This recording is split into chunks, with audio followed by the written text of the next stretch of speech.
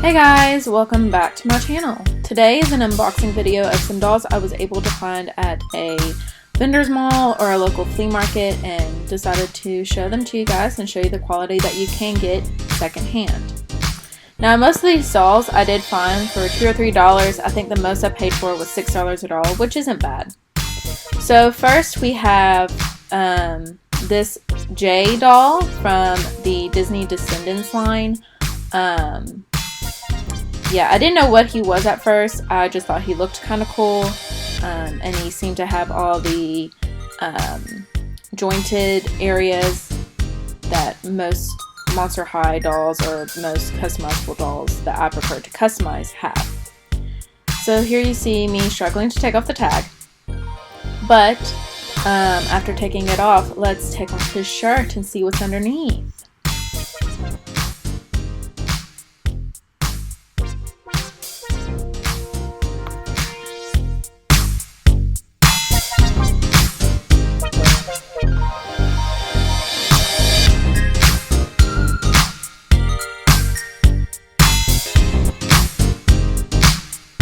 Alright, enough of that. Anyways, so he does have a molded six-pack and pecs and muscles, and his arm does move like everybody else. I was doing the, hey, everybody get down. Anyways, his hair is rooted nicely. Again, I never did play with any of these Disney Descendants dolls. They came out at a time that I outgrew toys, if that's even a possibility. But his head is squishy and he does have a plastic body like those dolls that we know and love. Anyways, so I tend to keep all of my accessories and clothing in plastic bags. I just label them, you know, shoes, accessories, and then clothing for the other ones. I don't separate them. I probably should, but just too much effort. Anyways, so his feet are jointed, which was kind of cool. So, you know, he could be a ballerina if he wanted to be. But that is Jay. So, the next doll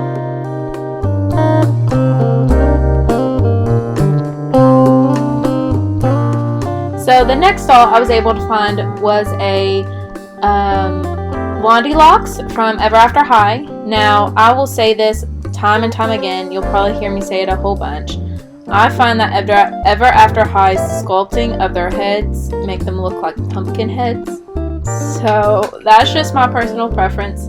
I do like the fact that they tend to have more realistic body types than the Monster High dolls, but I do call them my little pumpkin heads.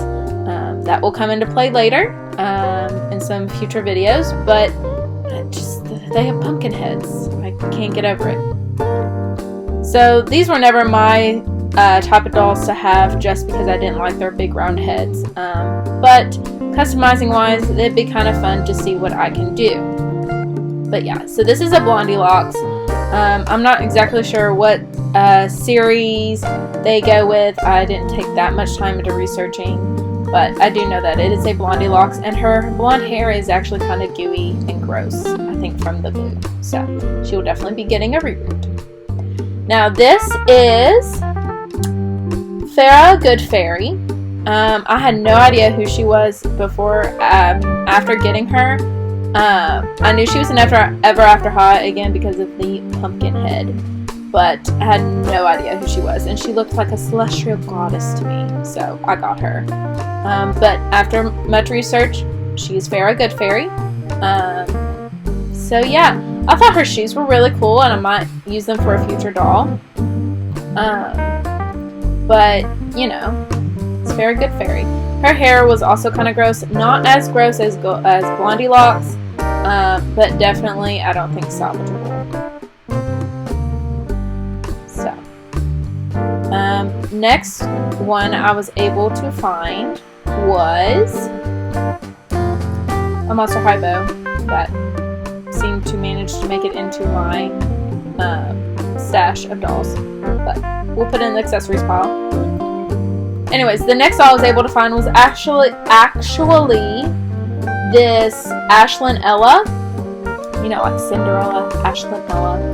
And I actually used this doll later as a base for a me doll because she was close enough to my skin color now, not at the time, I was tan then, but at the time she was close enough to my skin color, and I think of myself of having a very round face, so she made for a perfect base for my mini me Actually Kate doll, whose video I will not be uploading just for personal reasons, but you will see her in hopefully some future videos once I get her finished.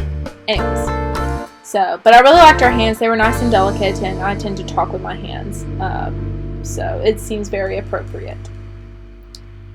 So I found these 4 dolls for about $2 a piece at the vendor's mall. Now these aren't all the dolls I found at the vendor's mall, but each booth has a different pricing. But I thought this was a pretty good steal. Now the next set of dolls I was able to find for $6 each. Some of them costing more, some of them costing less, but that's about the average price. All of these are Monster High dolls. There is one reboot in here that I was kind of disappointed on seeing that I accidentally got. So maybe she will be used for a future modification video. So there's me showing the price. But yeah, so I was able to find 6 dolls for $6 a piece. That's not bad. I did cut off some of the bottoms of these just to take them out to see what they look like, but I did not do it to all of them. I just did it to this Abby because I had already unboxed an Abby, and I'm actually falling in love with her sculpting. But yeah, so this is an Abby, Abby Bonnable. I think that's how you say it. I'm not sure. She didn't seem to have any defects except one of her hands seemed to have been replaced with a Frankenstein hand. Interesting choice because they do not have similar hands at all. Frankensteins are very delicate and small, and Abby's are definitely more larger to fit her body frame, as well as have fantastic claws on them. Anyways, so again, I undress all of my dolls before I put them in their stock box. It's just my personal preference, and of course I inventory all of them so I know how many of each doll I have. Now, most of these dolls you can remove the hands and or limbs, at least the lower part of the limbs like the forearms and such, but they just snap in and out. But yeah, there's the Abby I was able to find. Now the next one I accidentally lost the footage of, but this is the reboot of the Cleo. I don't know what happened to the footage. I think my phone might have died, but yeah, this is a reboot Cleo. Not very good. Maybe for a future mod. Next up we have an Operetta. Operetta was actually released after the time that I stopped playing with Monster High. So she was kind of cool to see. I love Phantom of the Opera. It's my favorite musical, or at least one of them. So it was kind of cool to see her and all of her scars. But yeah, so I was able to find this Operetta. I thought her hair was kind of weird looking, like a mullet, but hopefully that can be fixed. I was also able to find what I think is a Laguna. I have her under as a Laguna because she has the face shape of a Laguna. But I want to say she's part of the dragons because she doesn't have Laguna's like big fish eyes, and her scaling's a little bit different, and plus, as you can see, she'll have a hole in her bum for possibly a tail. If you know exactly what doll this is, feel free to leave it in the comments and maybe I can recategorize her. But even looking more at her now in the monitor, she definitely is not a Laguna. And then of course I seem to have lost this doll's footage as well, but this is a twirly stripe doll, which I thought she was kind of cool looking. Maybe I can do something cool with her. But these are the dolls I was able to find at the vendor's mall. I do have some unboxing dolls of some doll lots I was able to find on eBay. But yeah, so don't forget to like, comment, and subscribe, and don't forget to hit the bell to get notified of my next uploads. My next upload will actually be this Sunday, and it will be my first customization doll. I'll leave the video linked. It'll pop up right now. And yeah, hope you guys have a fantastic week. Bye!